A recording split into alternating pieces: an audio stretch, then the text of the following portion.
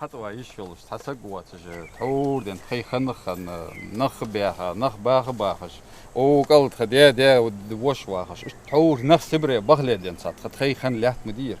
Этим земельным участком в селении Алкун, как объясняет Башир Хамхоев, его семья владеет много лет. Но по документам хозяин оформил только 15 соток земли. Остальные же 60 самовольно присвоил, а это запрещено законом, отмечают сотрудники Сунжинской районной администрации.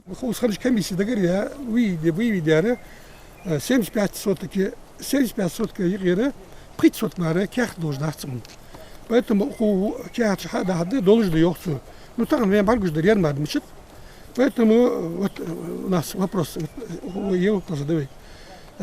Уахов я улятыж глава ёх, глава республики ёх, глава района ёх.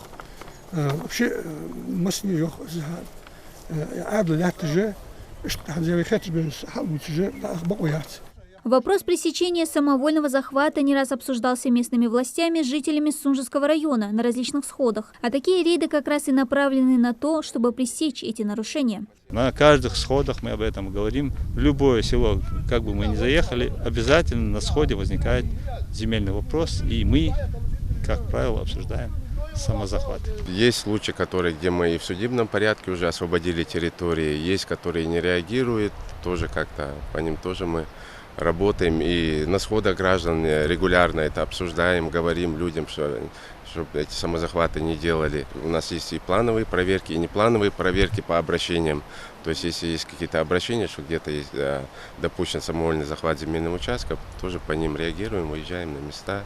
Еще один участок, но уже в селении Мужичи. Земля эта значится на балансе Минсельхоза. Однако нарушителя это не остановило. Меры против самозахватчика, равно как и других владельцев, примут уже в ближайшее время. Факт присвоения земли доказан, и материалы передадут в компетентные органы. Здесь территория около гектара земли.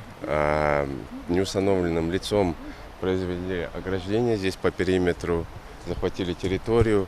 В рамках этого сейчас будет готовиться материал, подготовятся акты, и, скорее всего, мы направим их в РОВД по Сунжинскому району, чтобы установить личность этого нарушителя и привлечь его к административной ответственности согласно закону.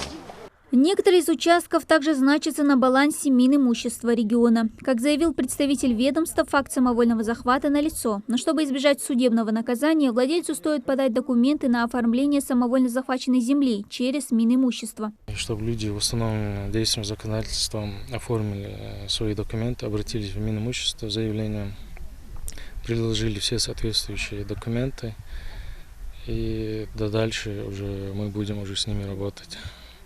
А если же они не будут их оформлять, то уже, скорее всего, в суд, наверное, будут подавать на этих людей и через суд уже забирать их.